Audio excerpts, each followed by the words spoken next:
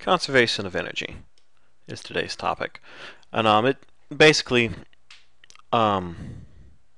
picks up where we left off last time.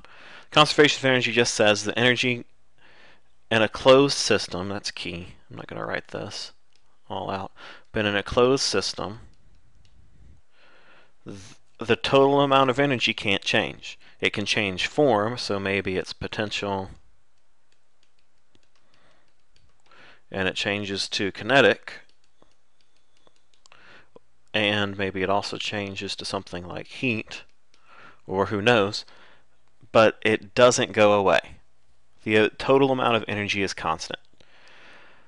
So in most of our examples, we're going to ignore things like heat. I said most. We are going to talk about a couple of cases like that today. Most of our examples, we'll talk about something called mechanical energy. And I'm going to invent some notation for this. E sub m. It's mechanical energy. Your book doesn't use any, but we're going to use that. And mechanical energy is simply the sum of potential energy plus kinetic energy. Potential plus kinetic. So let's just think about a certain case where we have a mechanical claw and it has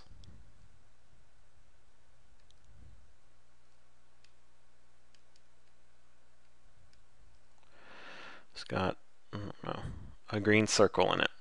Okay.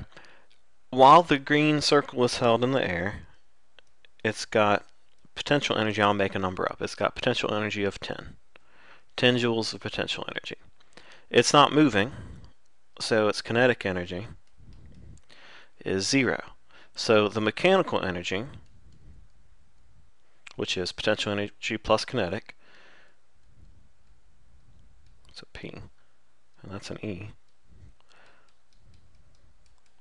is 10 plus 0, so 10 joules. Okay? It falls a little ways. Let's say it falls to, I guess this is 10 meters. Maybe it falls to, this is now 7.5 meters. It's 10 meters all the way at the top.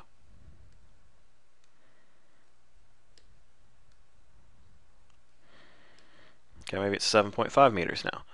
Well, now, this potential energy is directly related to height, so it would be 7.5 joules. Well, where'd the rest of it go? Well, we're ignoring things like heat and such now, so the kinetic energy now is going to be 2.5 joules. But notice that the mechanical energy, 7.5 plus 2.5, is still 10 joules. It doesn't change. And so then when we reach the bottom, all the way down here, at 0 meters, our potential energy is going to be 0. Our kinetic energy, because it's all transferred to kinetic now, is going to 10 joules. And our mechanical energy is still 10 joules, because it's 0 plus 10. We can do that anywhere along this path. Any proportion of height, we're going to have some potential and some kinetic, and that's the total is going to be the same. Now, that's sort of like your first problem on your classwork last time, was sort of this idea. So I just really wanted to drive that home for you. It's an easy idea, just remember it. Let's consider another case.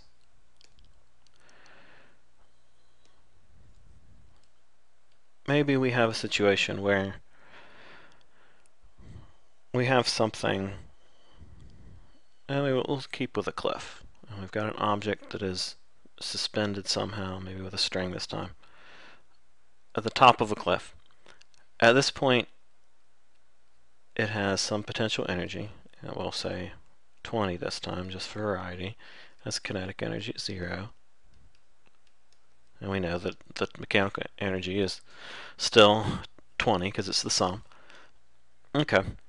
When it gets all the way to the bottom, we also, hopefully by now, are starting to get that it's got 0 potential and 20 kinetic, because it all has to transfer. All the potential energy becomes kinetic energy at the bottom. This is the instant before it actually hits the ground. So I did this to point out something. Remember from the other day that work is the change in kinetic energy, which was kinetic energy final minus kinetic energy initial. Notice what happens here when your kinetic energy, this is initial because it's where we started, this is final. When your kinetic energy initial is 0, when you had no kinetic energy to start with, you plug in 0 there.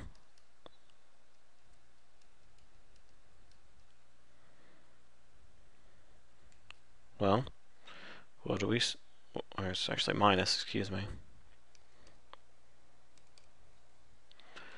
Minus 0. Well, notice the work is equal to the kinetic energy final.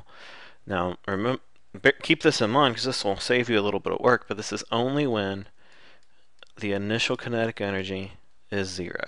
Now, why do we care about that? Well, because this relationship right here is going to let us figure out some things we maybe wouldn't otherwise be able to figure out, or it may not be real obvious to us. In particular, we know work is force times distance, and we know kinetic energy is mv squared over 2. That's probably not a formula that you've ever seen before, but since we know that work is equal to kinetic energy final when kinetic energy initial is 0, we can use this, and you'll use this on a few of your problems today. This isn't hard. Write this down though, but just make sure that you realize you can only use it when your initial kinetic energy is 0, something where you're going from rest, or basically that. Maybe some other situations, but most often it's going to be a situation where you're going from rest. I need to talk about one quick thing before I totally shift gears here, and that's that sometimes you'll see an equation that looks like this: KEI plus PEI equals KEF plus PEF. And that's just basically saying that you're just alluding to the fact that the mechanical energy is the sum of the two. So we can take the initial of both and the final of both and set them equal, and we'll be in good shape. Okay, just remember that. The other thing I need to mention, actually a couple more things, but the thing right now that I want to mention is that it doesn't matter if you were on an inclined plane. If we had a frictionless inclined plane and a ball, okay, and we wanted the kinetic energy at the bottom, we wanted the final kinetic energy, all we care about is the distance up and down.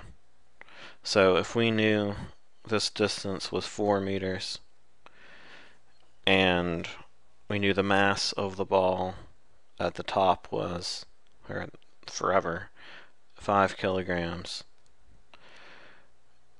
then that's enough. We can figure out the potential energy, right? P equals mgh. We got m, we know g, we're on Earth, and we know h, gravity, or the height. Yeah, anyway. Then plug in and get that. So at the bottom of the ramp, once we're totally off the ramp, we're on flat ground now, our kinetic energy is just that. Why? Because at the very bottom, we've exhausted all of our potential energy, and all of our energy is kinetic. So that's another thing you'll see sometimes, is you'll end up, and this is a little counterintuitive because that's not what your equation is supposed to say. You'll say KEF equals mgh, and that's a situation where all of your potential energy has been expended. Another thing they'll do is this. They'll take it one step further and they'll say mv squared over 2 equals mgh. They may give you the height, they may give you the mass, and then they might say, hey, what's the velocity at the bottom? And then you might think, well, how am I supposed to do that? That doesn't make any sense. Yeah, it does, because your potential energy from the top equals your kinetic energy at the bottom, and then kinetic energy equals mv squared over 2. If you know the mass, which you have to if you knew potential energy, you can find the velocity, and it's not hard. So Here's something else you might want to add to your toolbox of things to use on problems. mv squared over 2 equals mgh, which, I realized that we can actually write, we can actually get rid of the m's and we could just say v squared over 2 equals gh. So maybe you prefer that. Who knows? Okay, that's another thing. This idea also applies, for instance, if we had like a pendulum, a swinging object back and forth. It's over here now. And it's at the bottom of the sling. All we're worried about is this distance, which is probably better expressed as a height. And we can figure out the kinetic energy at the bottom of the sling if we know the height above this level and if we know the mass, because of this idea right here.